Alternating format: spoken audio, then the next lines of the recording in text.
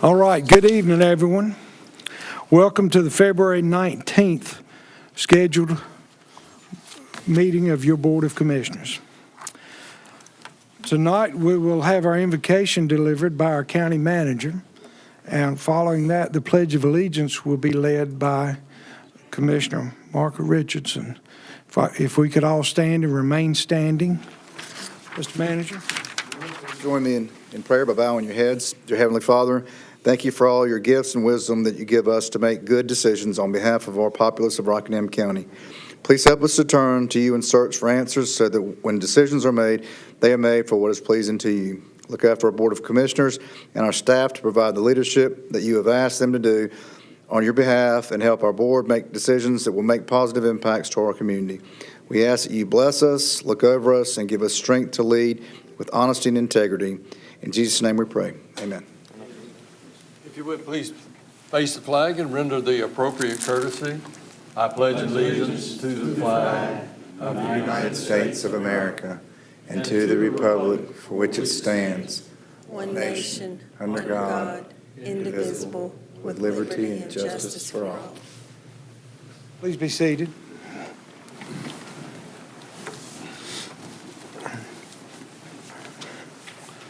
Gentlemen, the next item on our list is approval of our agenda for tonight. And I don't believe we have any changes. Do we have any changes, gentlemen? Otherwise, we'll entertain a motion. Move approval, Mr. Chair. All right, we have a motion. Is there a second? Second. We have a motion and a second. All in favor, say aye. Aye. Aye. Opposed? Thank you. Our next item is our consent agenda. And items on the consent agenda are non-controversial items. However, if anyone has questions about these items, please contact our county manager, Lance Metzler. Are there any items that members want to remove from the consent agenda? Nothing heard. Do we have a motion for approval? Make a motion to approve. Do we have a second? Second. Thank you. All in favor, say aye. Aye. Aye. Motion carries. Thank you. Next item is public comment. And we have no one signed up to speak in public comment tonight. So with that, Lance, you don't have to read the requirements. Thank you, sir. All right, the next item takes us to public hearings. Marzie? The first one will be seeking approval of case number 2023-22, zoning text amendment.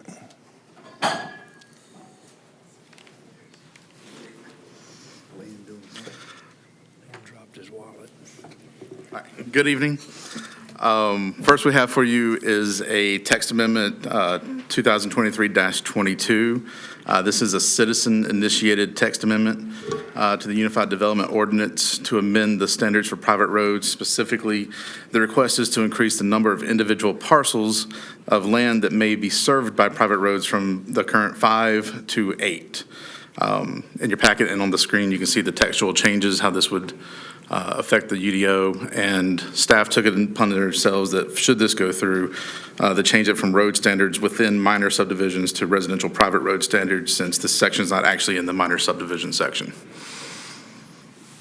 And that's pretty much short and sweet. When the planning board heard this at their January 8th meeting and voted 7-0 to recommend approval, we've had one phone call of inquiry about this, and otherwise I'll take a few questions if you have any. Yes, Commissioner Barrow. I want to make sure I understood what you said here in the red where it says residential private road standards. That was added by the That was added by staff, just to clarify that section. The road standards within minor subdivisions doesn't make sense since we have road standards for minor subdivisions in another section of the ordinance. So this was an opportunity to clear that up if we needed to. If it passes, we'll change that. If it doesn't pass. It doesn't really affect anything. This is just like typo error keeping, kind of record keeping kind of thing. Okay. But I just wanted to point out that was a staff change, not the request of the applicant. Gotcha. Thank you, Mr. Chair. All right, Commissioner Powell. So the current is up to 5, and that, I believe, was that, anything above that went into the minor subdivision? Is that the way that worked? Anything above 5 subdivisions would be a major subdivision now for us, so 6 or more becomes a major subdivision. So in current standards, if someone's developing a new area, this would, at 6 or more, would have state standard roads. This text amendment more or less affects current private roads, because we do have, if you do a minor subdivision, which is 1 to 5 parcels, and it's going to have a new road in it, we do have a standard for that. This would be affecting, and which would still be affected to 5, because that's the minor subdivision limit before it becomes a major subdivision. But this provision in our ordinance more or less affects current private roads that were prior to our current ordinances. So let me ask you something. On this situation right here, there are no road standards, is that correct? For many of our roads, yes. And so who in this minor subdivision or group takes care of the roads? As with all private roads, it's to the people who have access to the private roads are responsible for that road. So that may be nobody. It could be nobody, it could be everybody. It's not public road, so it doesn't fall to DOT to maintain. But yet and still, our EMS and fire personnel would have to gain access to this to help people that live on that, correct? Correct, as well as the post office delivering mail, trash trucks trying to pick up trash, any service available, not just EMS, but yes. Okay, thank you. Mr. Chair. Yes. I think some terminology and kind of where things sit is kind of getting muddied a little bit, or potentially getting muddied. Up until this version of the UDO was adopted, the limit was 3. That's right. Anything above 3 required any road to be built up to DOT standards. When the UDO was discussed, there was a great deal of discussion about what to do with this number. And at that point in time, it was shifted from 3 to 5. That really didn't have anything to do with minor, major subdivision. It was really a matter of, because we've got a number of private roads in the county that have been created from old farms and just sectioning off an acre here, an acre there. And it's just the access to those homes. But it was shifted from 3 to 5 at that point in time. That's right. That's correct. Mr. Chair, if Yes, another question. Commissioner. So, Marza, just for the benefit of the public and some clarification, I know when I watched the planning board meeting, you had made the comment that there was no magic number. But to go back to what Kevin was just saying, Commissioner Berger was just saying, there is a reason why we came up with this number. Correct. Like he was saying that it's the thought process for most of it has been drawn out largely as services using the roads, how these roads were developed in the first place, no consistency between them, so they went with the number that would be most manageable is my understanding. For us, when we requested the change to 5 from 3, when we got rid of county roads, which was set at 5, there was like an individual road. We based it solely on the minor subdivision being consistent and in keeping in line with the county road provision that was in the ordinance that we removed. So the thought process is, as I made at the planning board meeting, if they made, all of our numbers could be subjective. So, we could have this be 100 parcels, we could have it be 2 parcels. It's really what we feel is best for the public in the general sense of its general welfare, the public health and things like that. And the number we came up with was 5. 5 is more than the 3 that it used to be, yes, but it still keeps it under the provision where we require state maintenance. Yes, sir. And this may be a question for the applicant, but the road currently, is there a maintenance agreement on this road? Probably be better for the applicant. Okay, thank you. Thank you, Mr. Chair. Commissioner Richardson? Yeah, for me, need a simple answer, maybe a simple brain here, I'm not sure. So if we approve this, the owner thereof could put 8 houses on a road that is a private road and not subject to being maintained to a standard that's equivalent to the state standard. Yes. Yes and no. It's not that the applicant couldn't put 8 houses out I there. don't want a yes or no answer. Well, the way you framed the question made it sound like they could put 8 more houses. There could be up to 8 parcels.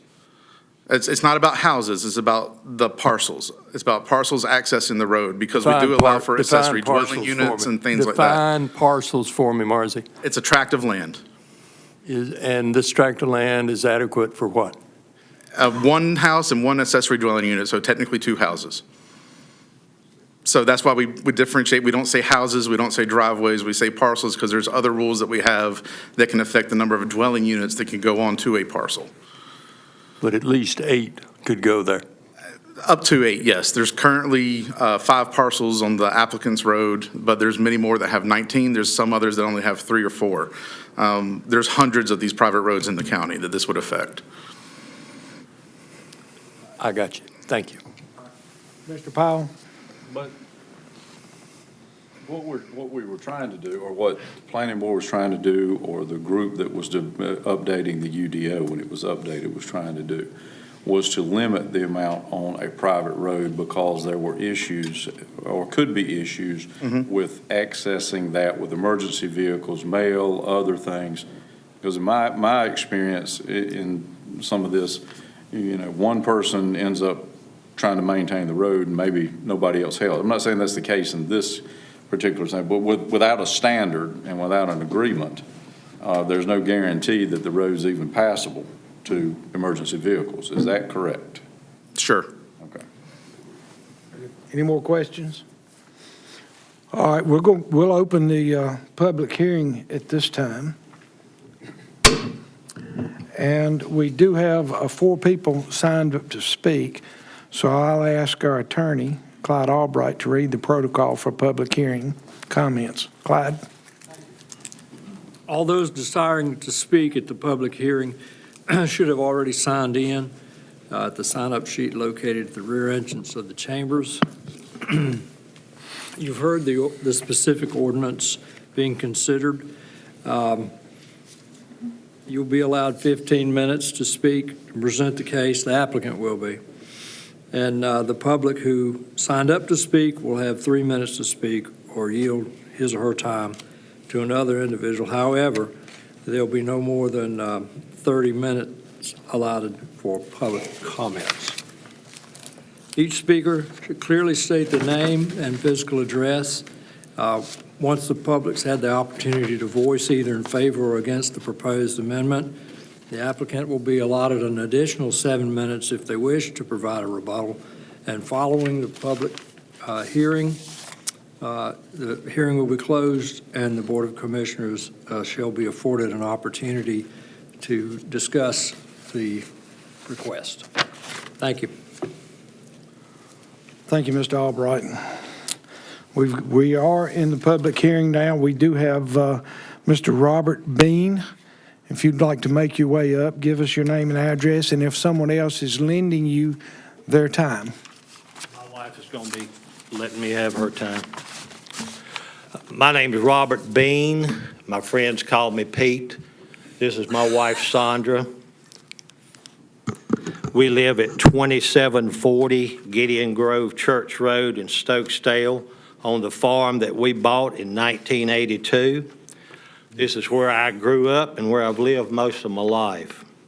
This farm is where my grandparents moved to in 1927 and lived as sharecroppers.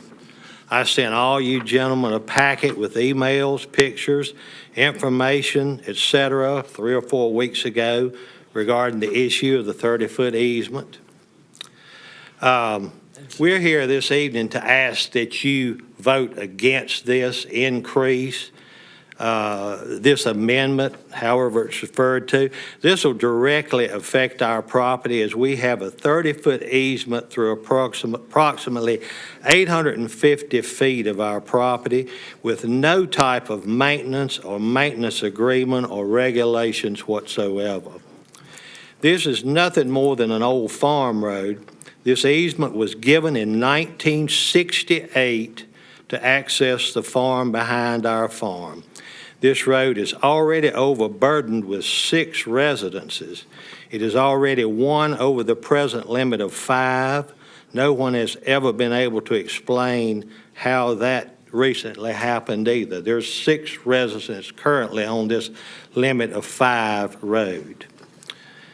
Adding more residents on this type of road, it'll only make a bad situation worse, and this is a bad situation. This road is already a huge safety issue On average, 25 vehicles daily travel through it. And I can look out my kitchen window and see these vehicles. The road is only wide enough for one vehicle. Many of them are delivery and postal vehicles traveling approximately 30-plus miles an hour, even though I have two 10-mile-an-hour speed limit signs posted on the road. I have a 32-year-old son with Down syndrome and 3 young grandchildren who live on this farm also. We are taking our lives in our hands, just checking the mail or emptying the garbage. In my hand, to God, that is true. I have personally about been run over 2 or 3 times out there. I can tell people to slow down. I've been cursed out. I've had a gun pulled on me, not by any of the residents now, but former residents. This has all happened on my wife and my property.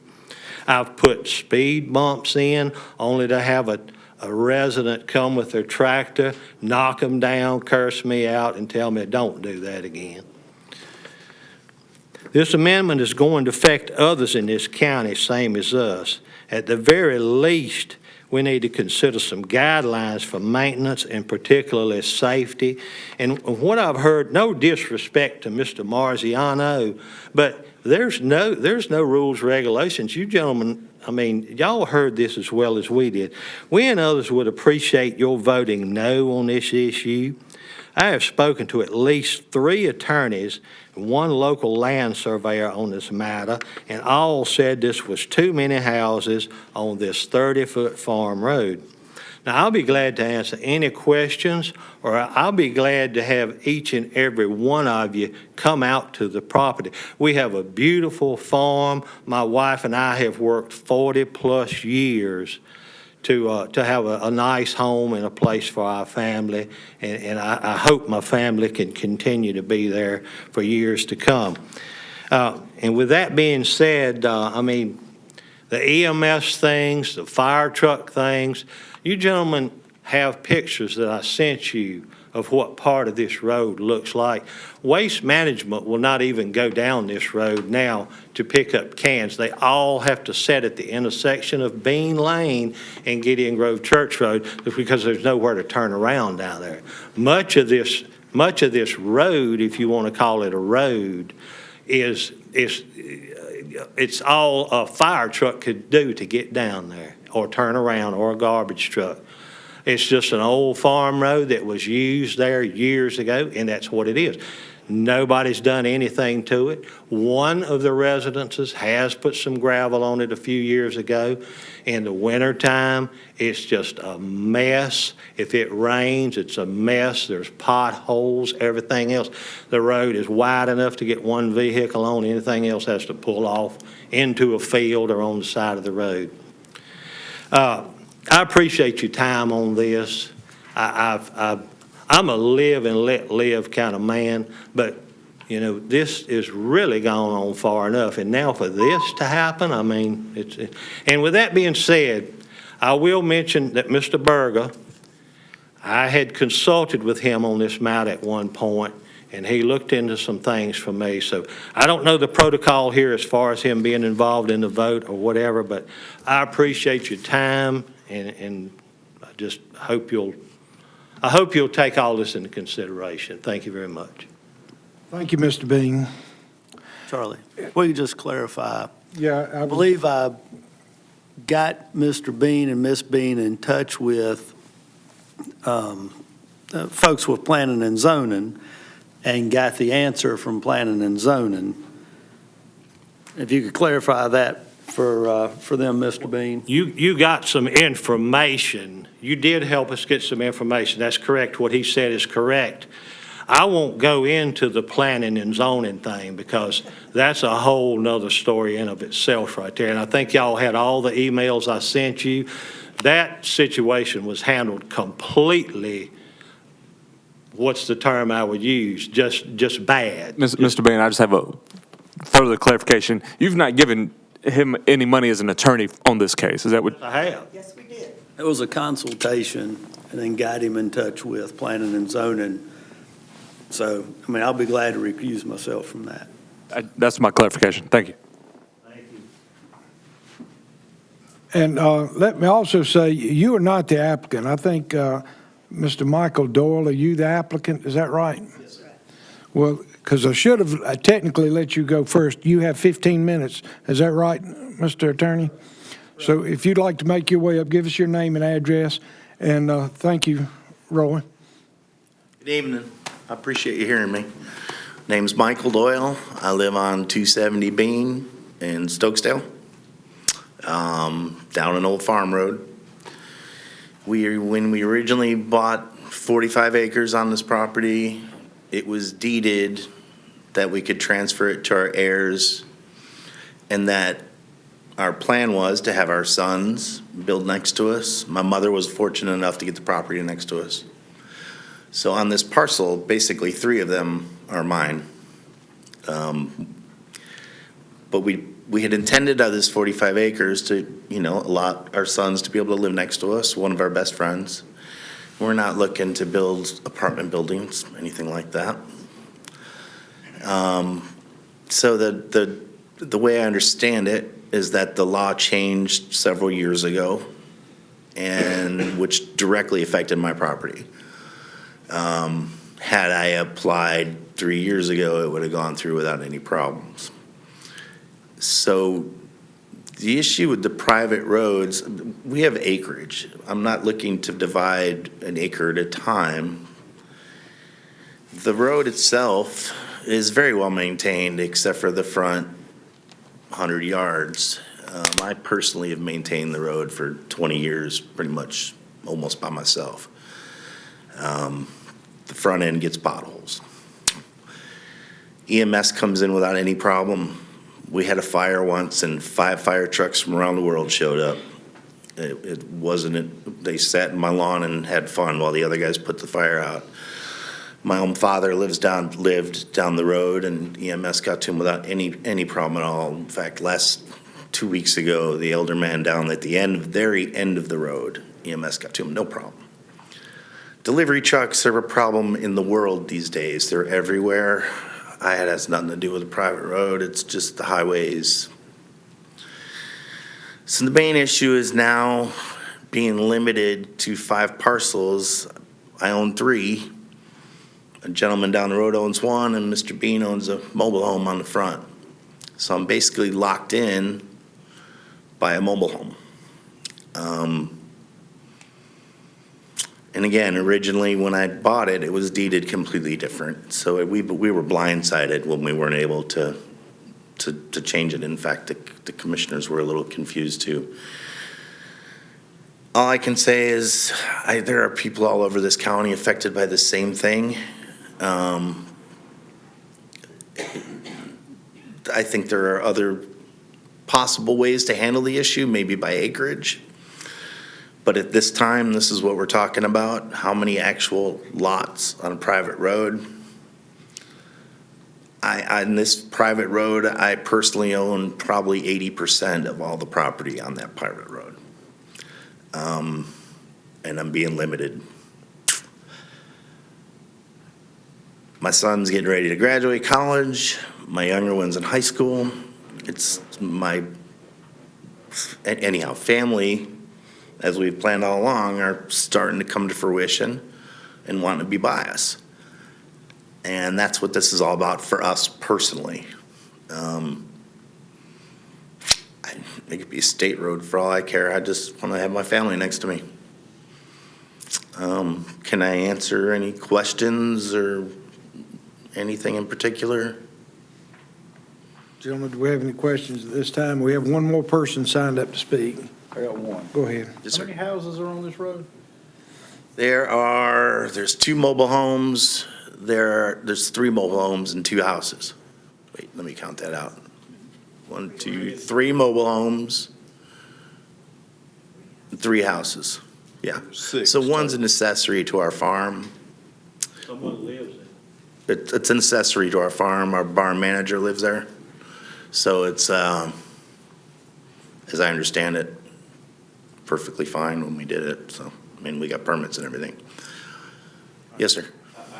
Go ahead, Commissioner. Thank you, Mr. Chair. This may actually be a question for Margie, but the comment that you made, I was just a little confused by it. You said that they changed if this would have been done 3 years ago, it would have been different, but the deed changed? I'm not sure if I understand what that means. Marzi, could you clarify what he's talking about?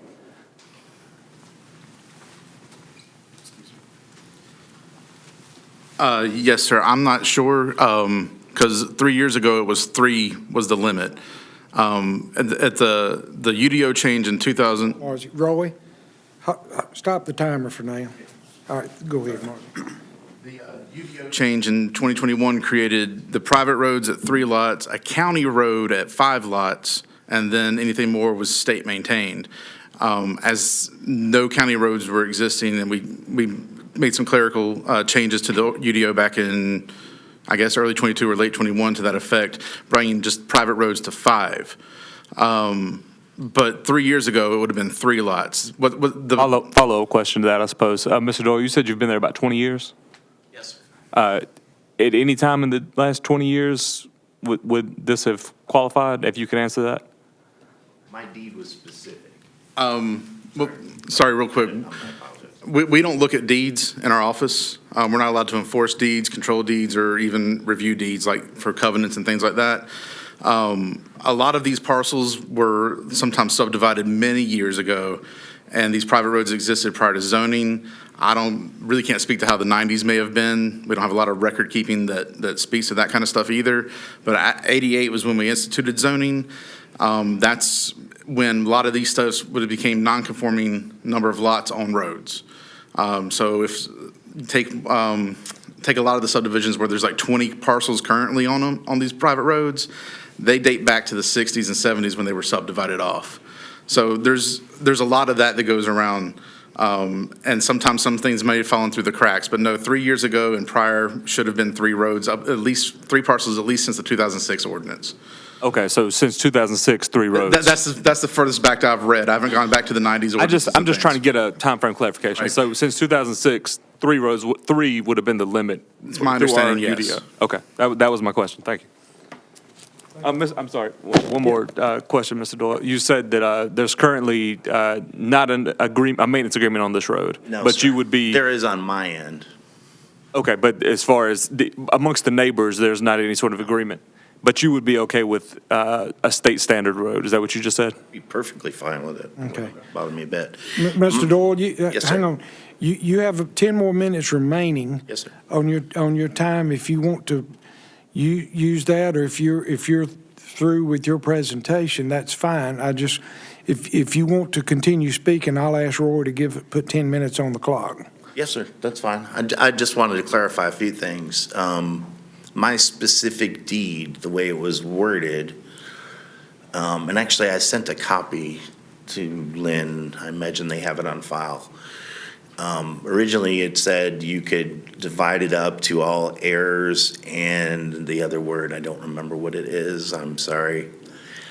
When I saw the planning board, you're talking about how you could split your property. Yes, sir. But that wasn't about the road. It wasn't an agreement about the road. No, is it it? had nothing to do with Okay, the I just road. wanted to clarify that. Yeah, it was just how I could split my personal property and, to my heirs or whatever. Yes, sir. So in the way I understood it, in 2021, a law changed, and I'm not sure what he's talking about at all. We're talking specifically, I was asking him specifically about the road. You can still subdivide your property if that's what your deed says. I'm asking him about our ordinance for the road. Yeah, well, they stopped, see, that's what I'm trying to do, is divide my personal property, and they stopped it because of the limit on the road. So we're talking about 2 different issues. You can divide your property. You can legally do that, but the road doesn't allow it because of the way that our ordinance is. Correct. So we're not stopping you from dividing your property. We're saying that because of the road standards that they currently are, that's why you're trying to change the road standards. I know this sounds all very technical, but that's clarification, right?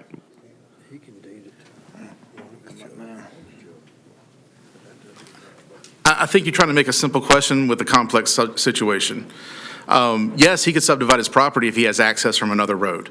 Yes. Yes, he could subdivide his property with heirs and assigns through a will. Yes. Once he's passed away, a judge can divide that property. There's exempt plats that are possible. However, we don't have to allow development if it doesn't meet our regulations.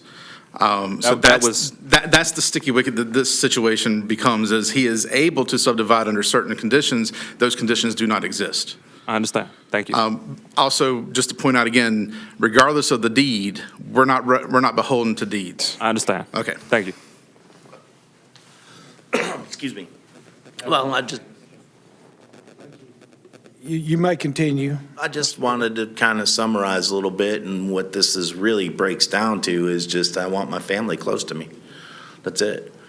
And I'm not asking for a lot, just a couple. You know, it's a big piece of property. We have, it's a large horse farm. There's plenty of room for everybody, and as far as road maintenance, I got no problem taking care of it. Personally, none at all. And more than willing to put that on paper. But I appreciate y'all's attention and your thought, and hopefully you'll consider this for me. You have a good night. Thank you, Mr. Doyle. We have one more applicant signed up, Jody Morris. You good? Okay. Well, you're on here, so I have to ask. Okay, with that, we're going to close the public hearing at this time. Can I say one more thing, sir? I don't, Well, fine, fine. Or maybe two. Mr. Doyle has stated this road is well-maintained. I sent you gentlemen pictures of the road. I think you see what his idea of well-maintained is. And if I have pictures here again, and I'd be glad to share them with you. He says he owns 80% of the property on this road. I own 45 acres of property on Gideon Grove Church Road, 20 on one side of this easement, 25 on the other side. So I don't know where the 80% is coming from. I don't know where the well-maintained is coming from. And also he wants his family close to him. But this all came about because one of his employees, he is either giving them or selling them property, and they hit a roadblock when they went to get permits, et cetera. Not that they hadn't already went in there and cleared a lot, put in a driveway, et cetera, before any of this was ever even brought up.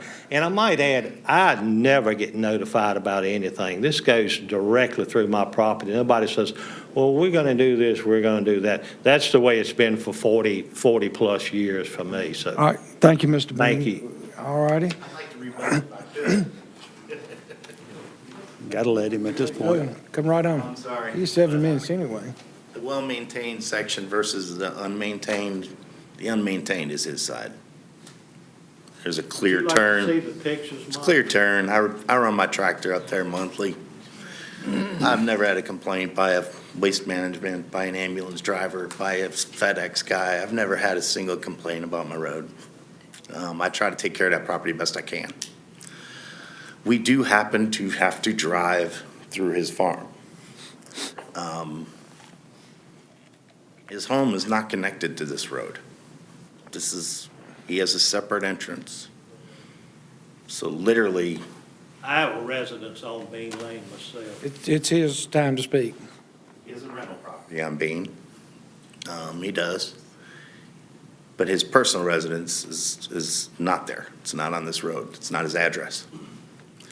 So, again, I'm kind of locked in by just the circumstances.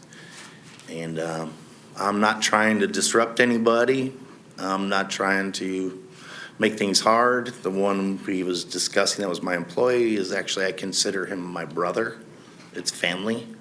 I've known them for 20 years. We may not be biological, but we are family. So I speak the honest truth when I say that's all I'm looking for, is to get my family close to me. So sorry for the trouble, and you all have a good night. Appreciate it. Take care.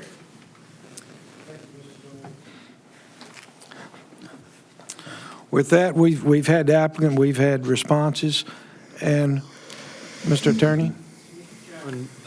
Comment was made about recusal.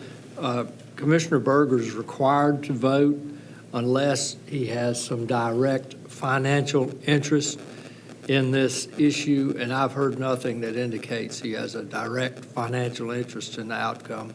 Mr. Berger, do you have direct financial interest No. in the outcome? The Beans approached me, had a consultation pertaining to the number of lots that are allowed. This was, I don't know the date. This has been months ago. And then this is a text amendment that deals with every piece of property or potentially every piece of property in the county. So put them in touch with Planning and Zoning Department.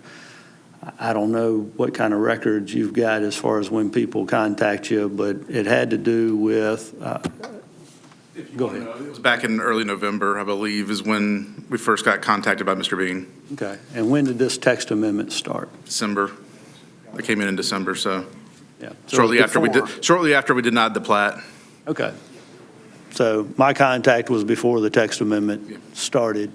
It was just a matter of what's allowed, how can we get a clear answer, and got them in touch with Planning and Zoning, so. Having heard that, Mr. Chairman, I think he's required to vote. Thank you, Mr. Attorney. Do any of the other commissioners have any concerns with regards to Commissioner Berger's voting? No. Nothing heard. Mr. Berger, you will be required to vote then. Okay. All right. So we've closed the public hearing, right? I think I remember doing that. And we'll go to Commissioner Powell. Marcy, I got several questions on this because I think it goes to exactly what I said a while ago. First of all, we hear there's 6 residences on here. I think there's probably the 6th one may be a play on some of the words in our UDO. So explain that. There are 6 address points connected to Bean. Okay. 5 parcels, Okay, 5 parcels. tracts of land. All right, so it goes by parcel and not address points. Correct. And is this road capable of being made a state-maintained road? I know it's only a 30-foot easement.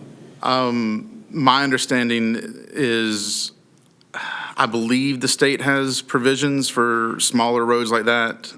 Some gravel roads are 20-foot and 25-foot right-of-ways.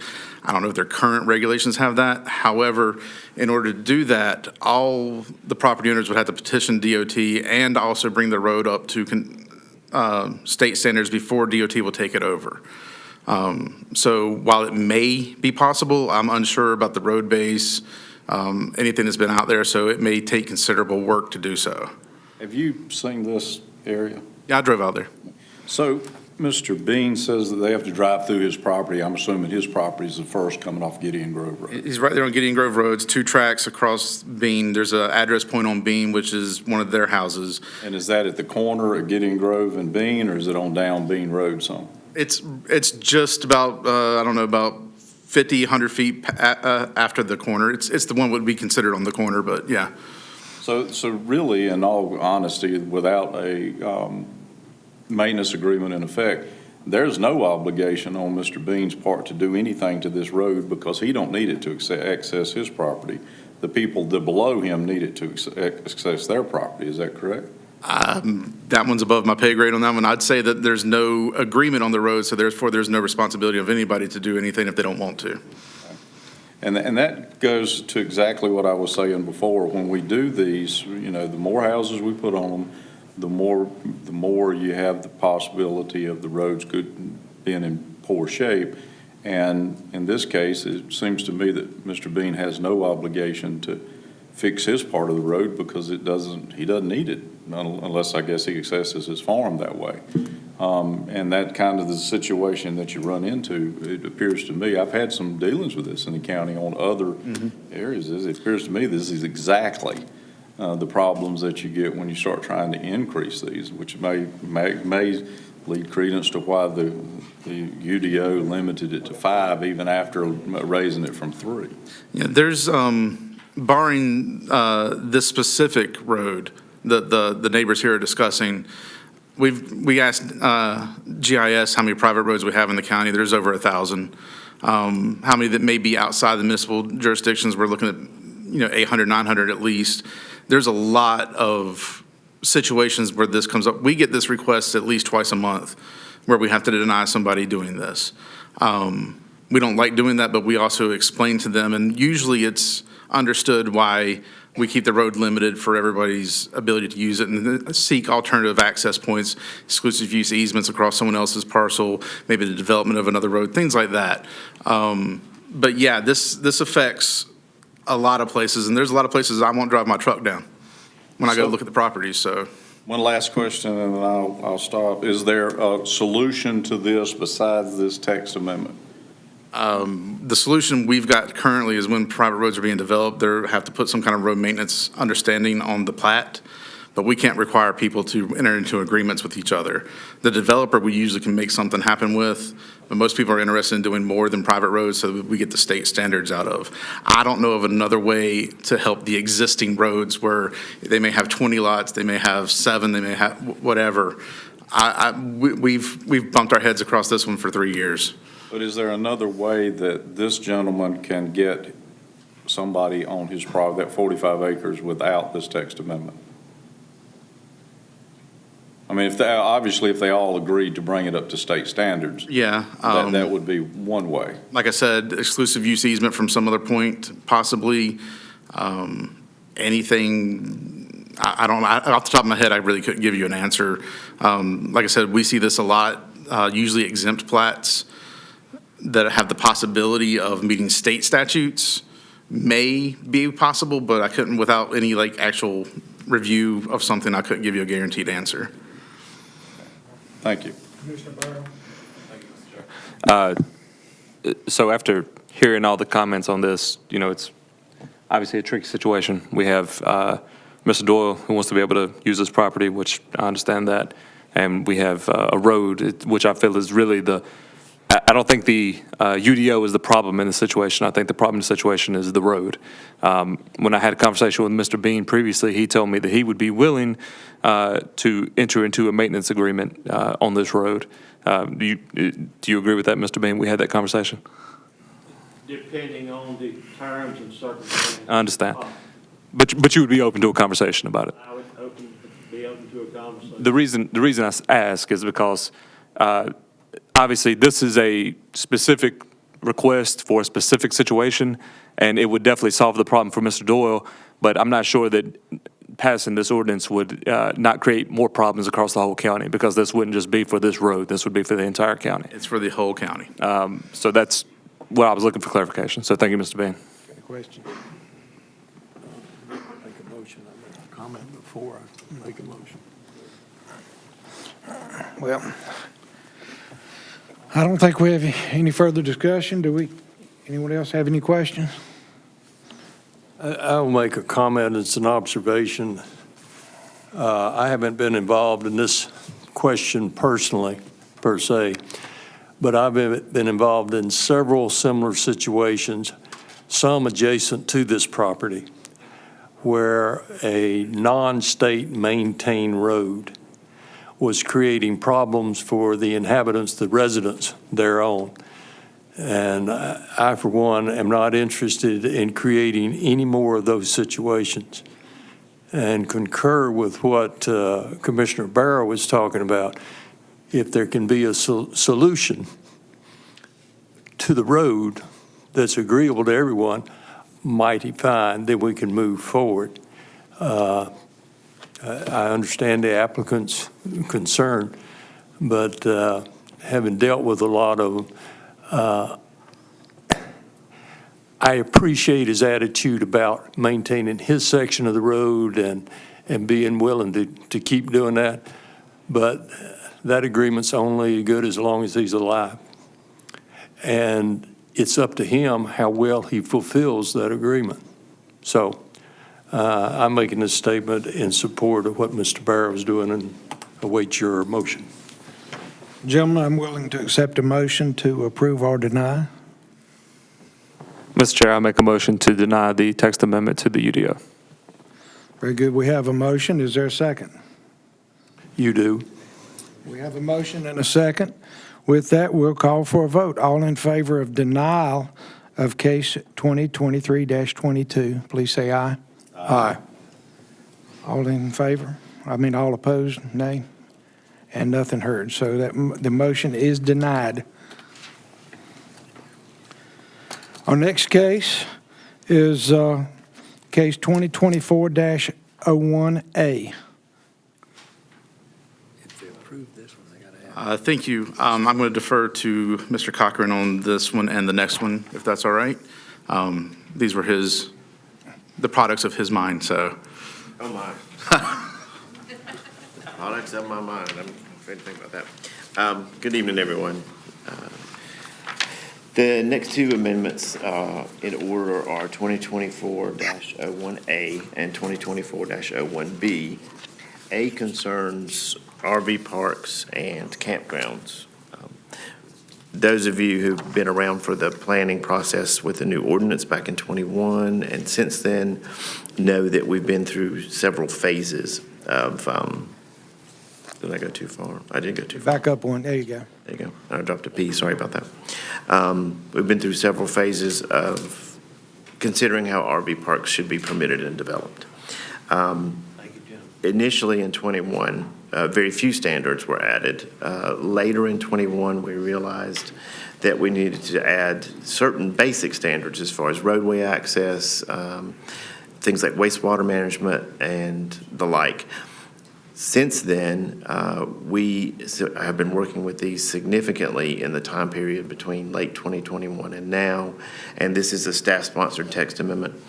We feel like that there is room to bolster and improve these standards in a way that helps make these parks more attractive, to sort of merge with the community in a somewhat better fashion in some cases, and to also allow for a certain amount of public input when considering the development of an RV park, which is currently not allowed.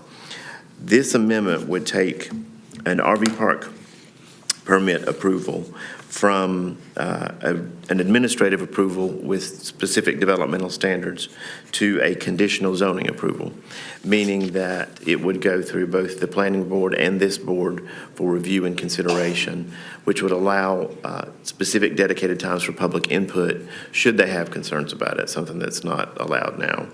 It also sets a higher standard for the applicant in moving through that process and dealing with the few suggestions that we have made to clarify, number one, some of the definitions, separating out set definitions for campgrounds and recreational vehicle parks, creating parallel but distinct standards for each that are a little bit separate. Nothing will really change with the group or tent camping, primitive campground. Those rules pretty much stay the same, but the RV park rules would now include a couple of just clarifications. Number three, just moving that wording around is to clarify that sentence. It was sort of poorly constructed. What we're adding is a request or a suggestion that roadways, currently a 30-foot private right-of-way as required by the private road standards, be paved with asphalt, concrete, or any other material that DOT might recognize as suitable for paving. We would like to add a maximum length of stay of 180 days, which is not a wholly arbitrary number. That comes from a parallel in the floodplain. Anytime an RV or mobile structure of any kind might be located in a floodplain, the maximum length of stay that it can have in that area is 180 days. So we're sort of paralleling that to have some sort of benchmark for, and this wouldn't be something that we go out and police and say, do you have anybody over 180 days? It's like everything would be complaint-based. If we get a complaint that someone stayed over, we'll check it out. Just a notation that establishment of an RV park is now subject to conditional zoning or rezoning approval. And an emphasis, this was already included in the ordinance, but an emphasis that you must provide us with a detailed site plan that then becomes part of the conditional rezoning process and subject to amendment at both the planning board and Board of Commissioners levels. And here you can just see a breakdown of the table of how this would sort of lay out. It would separate RV park from campground, primitive and group, which would maintain development standards. Then park, recreational vehicle, travel trailer, camper would be conditional zoning. That's what the new C represents. And poultry breeding facilities is only included because we need to renumber some things for formatting in the actual supplemental use table of the UDO. We have not had any phone calls or inquiries about this. I can say at present that we have 6 RV parks somewhere in the permitting process, either early on, in the middle, or sort of later on. And we have 2 to 3 that we're seriously discussing. With that, I'll be glad to answer any questions you all may have. Gentlemen, do we have any questions? Commissioner Berger, it looks like you were drawing a breath. Well, I mean, I think you can go ahead with the public hearing aspect. I've noticed some errors in the text amendment, so. I wouldn't be surprised if there's a boo-boo or 2 in there. About the permitting process that you were just referencing. Sure. If there's a change to the UDO, once someone is already in the permitting process, how does that affect the permitting process?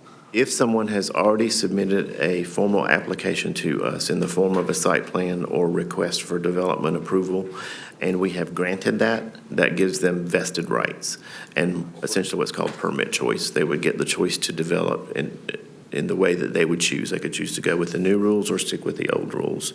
That's spelled out by state statute as to how that works, and we simply follow that statute.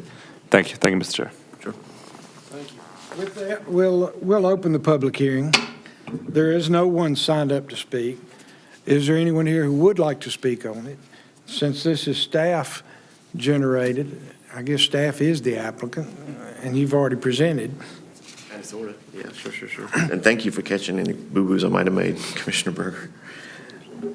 Well, with that, we'll go ahead and close the public hearing. And now we'll ask for any questions. Well, I mean, I think there's some minor errors in the definitions. The campground has 2 or more campsites. The campsites do not include a cabin, but a camping unit can be a cabin, and there's, I think it just needs to be cleaned up some. I mean, there's also the part about an establishment of RV park being subject to conditional zoning or rezoning approval, but yet the RV park is only under conditional, so I'm not sure why the word "or" would be there. In case it was a different zone, it would still have to get rezoned to the conditional zone. I think that was the intent behind that sentence. Correct. Okay. And to, Kind of obvious, but we found out we've had to spell a few things out for some people. correct. And what this would do with the And the word would rezoning. be "and," not "or." Oh, yeah. And point. /or. Yeah.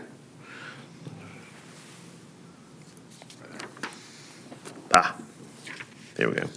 And when we talk about rezoning, thank you, in this instance, it wouldn't necessarily be a significant change from the other standards that are allowed and other uses that are allowed in the district. RA would still be an allowed district for RV parks. It would just be RA conditional district. The conditions being, if you are moving forward with this RV park, these will be the conditions that apply. That would be the same in highway commercial also. Help me understand group camp facilities a little bit, because we're requiring a quarter acre per person camping. We are, and group camp facilities are something like Camp Carefree or a kid's day camp that might run in the warmer months, or a summer camp of some sort. It could even be potentially a camp for adults that might have special needs or something like that. But it's a place where there may be a combination of tent camping, where there may be cabins, which is where the cabin sort of fleshing out that definition came in. It's not meant for the same types of uses as a recreational vehicle park, if that clarifies any. It's also existing. True, and it applies to existing. This is existing language in the ordinance. Right, this is nothing new. The language under campground is nothing new. It just takes out "and recreational vehicle parks" in order to separate those uses out. Does that help? Yes, that helps.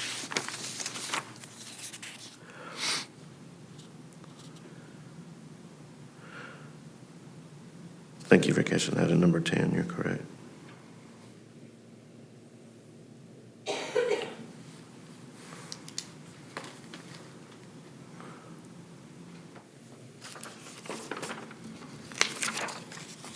wanted to see if there was one other thing I wanted to point out.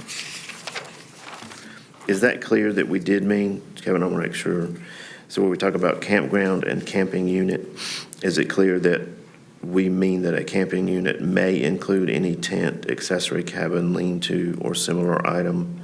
And accessory cabin, we put that in there to be sort of extra cautious, to make sure that people don't think these can be principal dwelling units within a campground. You can't have a campground cabin be a principal residential structure.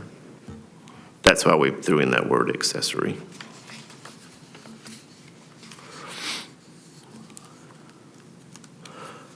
Is it? Yeah. Can you say that again? Sure. Basically, their cabins in the current language, ordinance language, they're already allowed in campgrounds. Cabins, primitive tent camping, RVs, they're all sort of lumped together with some amount of breakout for recreational vehicle parks. We wanted to be sure to be able to keep an allowance for cabins that are for recreational park purposes, like a kids' day camp, but wanted to make sure that they were understood to be accessory uses to the campground, which is the primary use, as opposed to a principal residential structure, someone living in it full-time year-round. Principal residential structures is what caught my attention, because I think there are places within the county that were intended for exactly what you talked about as recreational temporary housing, particularly in RVs, not necessarily cabins. And I'm apprehensive about anything that will allow another foot in the door to turn RV temporary housing into longer-term housing. That's certainly fair. Have you not shared this concern? We've had this concern. 180 days. The 180 days is the only semi-rational sort of non-arbitrary number we could come up with to say this will be the maximum length of stay. We've heard different numbers from different folks as suggestions, members of the public, folks who've applied for these things. Different counties handle things differently. I talked to 3 or 4 counties before this meeting to see what their rules are. The majority of them did not have a dictated length of stay, but their goals for these parks may be very different from what our goals are. One county for sure, Caswell, has a 180-day limit that they instituted, and that 180-day limit technically means they can pull off the site, come back into a site next door, and stay for another 180 days. It's not much more rocket science than that when it comes down to the actual use. You're saying the regulation, and it sure sounds like, can be easily avoided. It could be. Go around it. Yeah, to that point, if you will, for example, we've had a lot of construction in this county over the last several years, hospital expansions, new business development. Traveling contractors come to an area, they bring a camper, an RV, they may live in it, but they may be on site 2 years. So, yeah, the 180 days, quite frankly, gives me a little bit of a concern in these type situations, because as you pointed out, all you'd have to do is pull out of one space and slide over one, and you've complied with the law, but so you're living in, it just seems like a lot of trouble for nothing in some cases. I don't know the right answer. A couple of other things that we say I'm concerned about. We're talking about the access roadways, and the paragraph before that says a minimum 30-foot right-of-way. If we're going to have DOT suitable construction, I think it'd have to be a 50-foot right-of-way. We talked about the 200 feet. Sanitary source of drinking water must be at least 200 feet away, but no more than 400 feet away from toilet facilities. I just have some concern with some of these things. Personally, I would like to see this sent back to the folks that were on the UDO committee originally, and maybe rework some of this, update some of the language that Commissioner Berger had pointed out, And if that means we have to run it back through the planning board, we do. I think we need to get it right if we're making a change. That's my 2 cents worth. Can I ask a question? Yes, Commissioner Powell. So would it be possible to put some exemptions under the 180 days? I know what your intentions were, and I'm probably good with that, but there's 2 things that kind of give me a little heartburn. If as in the cases that Commissioner Hall brings forward, there are a lot of construction workers in the county who do stay in the RVs while they're working in the county. Certainly, we don't want to put them to the trouble of moving out of one lot and into the other. So I don't know if we could put some exemptions under there. It says if you're here for construction purposes with a specific job, specific construction job, that you're exempt from that. Or if you're a traveling nurse, for instance, they may do the same thing if they would be exempt from that. The other thing that kind of gives me a little bit of heartburn is the complaint based on the 180 days. And the reason for that is because it could very well be that, me and Kevin are in an RV park and we've got a slot and Charlie wants to put his in there. And so at 181 days, he calls in a complaint on me and don't call in one on him. I mean, we've had the same thing before. If you remember back in the Connex box things, we were getting ready to fine a gentleman for having one of those Connex boxes as permanent storage. But when you pulled out of his lot and looked straight across the road, the guy across the road had 3 of them. Well, it's not quite fair to go out there, and Ben does a great job. It's not quite fair to go out there and threaten to fine this guy because, he's in violation of ordinance. But we can literally see right across the street that this man's in violation of it too, but we don't say anything to him simply because we haven't gotten a complaint. And and in this case, I could see that actually happening where a family comes up here and they get in the campground, they want to stay there for a while, and the guy next door hits 181 days and they call and Ben's going out to tell him he's got to move, and as soon as he pulls off, this guy's friend pulls in. I mean, all kinds of things can happen. I'd like to see us do something. If in this case right here, if we're going to have a complaint based, maybe if it's complaint based, we get a complaint about one person staying there too long. If there's 15 in there, I don't think it takes long to just check them all while you're there and say, if this guy's in violation and these guys are in violation, let's just get them all at one time and do it that way. I did. Some of the other jurisdictions that I talked about, two in particular, did say that it is a requirement of their ordinances that any owner or manager of an RV park make note of dates of check-in and check-out.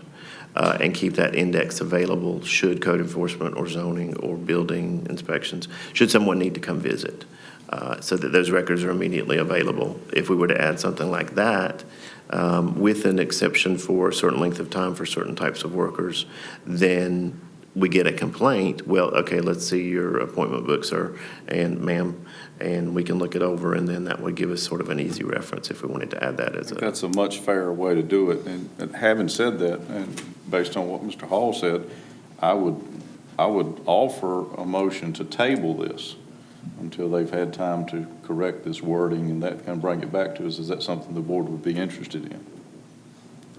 Did Charlie make a motion, or? Did you?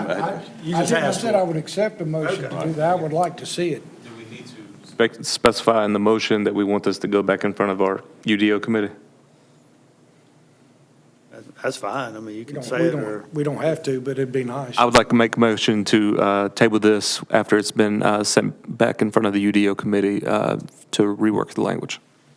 And I'll second that So motion. we have a motion and a second. All in favor? Say aye. Aye. All opposed? Very good. Thank you. Thank you. Real quick. Since we've held the public hearing, I don't think there's a need to hold another one unless y'all feel that way. But this would just go under old business on a later meeting, unless you want to reopen the public hearing again. I just need to know so we can advertise properly. There's no requirement that we hold it twice. He's right. There's no requirement, so... But I just want to make sure y'all are comfortable with that. So I don't want to. I think we are. Okay. I don't see us reopening the public hearing for this. Sounds good. Thank you. Very good. All right, our next case is 2024-01B, text amendment. I will get to work on those corrections and get this emailed out. 2024-01B specifically has to do with new wireless towers and the special use permit that is required to establish those around the county.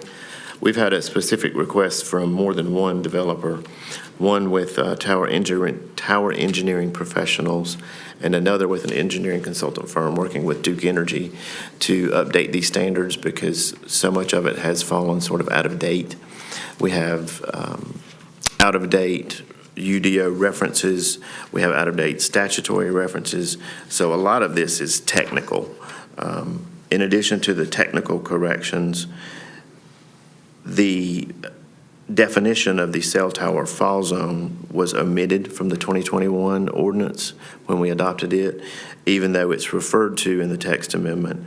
We've had developers ask us for clarification on that, so we propose to reintroduce the fall zone as it has been worded in the past, which is the height of the tower plus 10% for guide towers. For monopole towers, there's a slight reduction. And we've also had a specific request having to do on, I think it's the 4th or 5th page of this, yes, in Section D, setbacks. If a proposed tower is to have engineered features to reduce its fall zone equal to a number less than the total height tower plus 10%, the applicant may submit a full set of engineering plans discussing this point to our third-party engineering review crew at Atlantic Technologies. If Atlantic Technologies says that, yes, we believe this is a safe and regular feature and we recommend approval of this adjusted fall zone height, it builds in flexibility for new types of towers that are coming down the road that we're seeing more of that we never really saw in the past. That's where that came from. The other things are just simple updates to match language in the ordinance about landscape standards. And the other significant parts of it have to do with tower performance and security and removal security, financial guarantees, performance bonds. Currently, the language states that there's a minimum $30,000 bond that must be issued at the time of permittal to cover the cost of decommissioning if and when that happens. There's been a stronger push across the state for towers, for solar energy facilities, for several of these types of things to have more robust guarantees as far as bonds, letters of credit, whatever type of security instrument is used as far as a financial guarantee. So the ordinance amendment proposes to essentially set up at the beginning, at the application cost, if approved by the special use permit, a bond or letter of credit, some sort of performance guarantee will be maintained by the applicant as approved by the county attorney for 125% of the cost of, total cost of decommissioning. And it's just essentially held in trust for the life of the tower until it is decommissioned or becomes inoperable. And that was those are the major highlights that I wanted to hit about that. And just note that, again, this has been requested, which is why we're bringing it back to you guys. Gentlemen, are there any questions before we open the public hearing? Quick clarification, if I may. So no longer 30,000 bond, but 125% of the total cost is required reservation? The 125% of the total cost of the decommissioning, and the cost of decommissioning would be determined by a licensed engineer or the sort, which is the same that we require for other types of improvements across the county, whether it be roads in major subdivisions, sewer facilities. It's what we're kind of proposing for an update to the solar energy policy, but yes, it'll go up from 30,000 to 125% of the total decommissioning cost. Does that make sense? Yeah, I can just tell you, you can't take it down for $30,000. That's why I'm saying you can't take it down for 30,000. Yeah. Any further questions? With that, we'll open the public hearing. And no one has signed up to speak on this issue. Is there anyone here who would like to speak to it? Nothing saying. With that, we'll close the public hearing. Gentlemen, any further discussion? Any questions? Motion to approve. Is there a second? Very good. Motion and a second. All in favor, say aye. Aye. All opposed? Motion carries. Thank you. Thank you all. Our next item is case 2024-02, zoning map amendment. Yes, this is a zoning map amendment to request to take a parcel that is split zoned highway commercial and residential agricultural to solidly highway commercial. Its location is 7720 NC Highway 87, just right outside of here in Wentworth on the way to Reedsville. This is a conventional rezoning. The planning board heard this on January 8th at their meeting and recommended approval at 7-0. You can see our vicinity map literally is just outside of Wentworth. Here's the zoning map. This is surrounded by a lot of RA, but as you can clearly see across the street is Chandler and all their highway, heavy industrial. And that heavy industrial and commercial and O&I continues on through to the intersection. A little bit further zoomed out so you can see how far that goes. This is in the Troublesome Creek watershed. And our land use map does have this classified as O2, which does not support this type of zoning, but clearly the factors around it show that this would be a reasonable request due to the nature of the surrounding area. It is our belief that this area should be allowed for further study to handle the commercial corridor that it apparently was going to be and then was not reviewed properly, in our opinion, in the land use plan. But here's a screenshot of the property. So you can see that there's a wood lot behind the current uses. They'll be expanding that use slightly, but they want to rezone the entire parcel to keep it consistent. Again, this is in our O2 rural land class, which does not support this use, but we do find it reasonable because of the nature of the surrounding parcels. Also, we do find it consistent with the economic development goals of our land use plan, which call for us to support our existing businesses and their expansions. Again, we find this reasonable, so if you have any further questions, put the...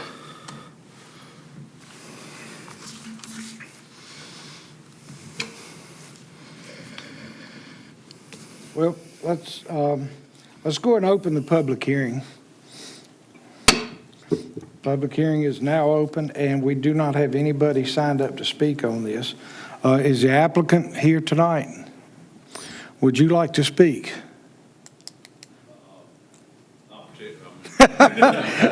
Well, I tell you what, if we have some questions, we may bring you up later. And with that, we don't have anyone signed up. Does anyone else want to speak on this issue? With that being said, we'll close the public hearing for now, and we'll entertain questions from the board. Gentlemen, bless you. Does anyone have questions? I make a motion to approve this now. I don't have any of that magic language here, so. There should be an ordinance in your packet. You just have to adopt the ordinance amending the map. I don't have the packet. I think that's all you need. Motion to approve the resolution. All right, very good. So we have a motion and a second. Any further discussion? All in favor, say aye. Aye. Opposed? Well, congratulations. That's all the magic you need. That was a great speech. From now on? Yes, sir. With that, we have Mr. Ronnie Tate, Director of Engineering and Public Utilities. One item tonight for your consideration is approval of Mosley Architects to provide county facility space needs study. You had the proposal attached in your packet, and the funding for this is $99,445, and it's coming from Capital Improvement Plan, Engineering and Public Utilities, Building Expansion. I can hit the highlights, or I can answer questions, whatever the board prefers. Gentlemen, do we have any questions? Well, this was put out for bid, right? And we had several responses. Is that correct? Yes, sir, that is correct. We had four, I think, responses back to the RFQ. And you had a committee get together and evaluated the proposals, and this was the best value. Is that what I understand? Yes, sir, that's correct, and it was approved by Facility and Grounds Committee also. Any questions? No questions? Just, wait a minute, just for the public's, this report could bring back suggestions for using existing space, Chris, or it could also come back with suggestions for building something for increased space. Is that correct? Yes, sir, that is correct. Yeah. Thank you. In the best records I can find, the last one that was performed was sometime in the early 2000s. In looking at the schematic plans for that, they actually had concepts of locating several departments in the old courthouse building. So that's early on in the 2000s, before the new courthouse was built and all. So it's been a while since anyone has looked at this.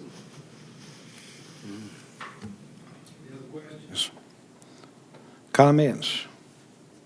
With that, we'll entertain a motion to approve or deny. And if you'll approve the budget amendment too, please, if you approve it. Mr. Chair, I make a motion to approve this needs study as submitted in scope and in cost for county facilities, and approve the budget amendment from finance for the project. Thank you, Commissioner Barrow. We have a motion. Is there a second? Second. There's a second. Thank you, Commissioner Richardson. All in favor, say aye. Aye. Opposed? Thank you, gentlemen. Very good. Thank you. With that, new business. Mr. Manager, is there any new business?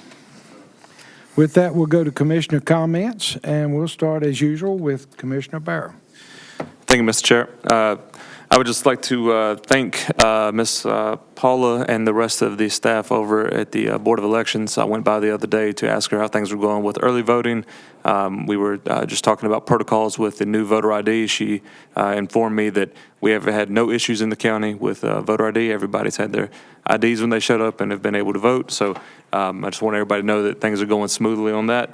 Also, in our consent agenda tonight, we approved the county cleanup week, which is our no charge week at the landfill, for April the 22nd through April the 27th. So be on the lookout for that. Thank you, Mr. Chair. Thank you, Commissioner Barrow. Commissioner Richardson? Thank you. I appreciate making these comments because I particularly wanted to congratulate the Richmond Community College and Rockingham Community College on signing a joint agreement today that will enhance the availability of 911 training and hopefully improve emergency response, not just here in our counties, but throughout the state. And I think this is particularly significant because in the past, I felt like that the competition between community college wasn't always bringing forth the best results. And so, and I was pleased to see that Senator Berger and Representative Pirtle made comment to the fact that this collaboration is much better than a competition. And I want to congratulate them, and those of you that might be interested in an emergency response sort of career should find it available real soon over at the community college. It does fill a statewide need. I'd also like to recognize Mrs. Felissa Farrell of our own social services and human health services department here. She's done a tremendous job, and you don't often get to see her because she's busy back in the multiple offices that she administers. She oversaw the consolidation of our health and human services with social services and has done a good job there. Has worked very hand in glove with our county manager to make that go smoothly and seek out economies. She's overseen the 2 changes in LME MCOs, which has a great impact on those people within our county that have both mental health or physical health needs. And I've been watching from a distance as I watch her preparations to deal with Medicaid expansion, which will be of significant benefit to many of the residents here in the county. So if you see Felissa Farrell, thank her for a job extremely well done, saving of county assets and serving the public well. That's all I have. Thank you, Commissioner. Commissioner Berger? Just thank everyone for tuning in tonight and for coming to the meeting. Thank you. Commissioner Powell? Yes, sir. I too would like to thank you for coming to the meeting and tuning in. I'd like to recognize our elected officials tonight. Our Sheriff Sam Page is back with us, and Paula Rakestraw, our school board member, was here earlier. She attends right regularly, so we appreciate her involvement in the community and the commissioner's business. Thank you. Well, thank you, everyone, for your attendance tonight. We appreciate all those watching at home as well. And with that, we will recess. I think we're going into closed session tonight. And so at this point, we will accept a motion to go into closed session pursuant to NCGS 143-318-11A1 and NCGS 143-318-11A6. Do I have a motion? Moved. Is there a second? Second. With that, we'll be in closed session. I do not anticipate business coming up after this. So with that, our next meeting will be March 4th at 6:30 here in the Governmental Center. Thank you. We are in closed session.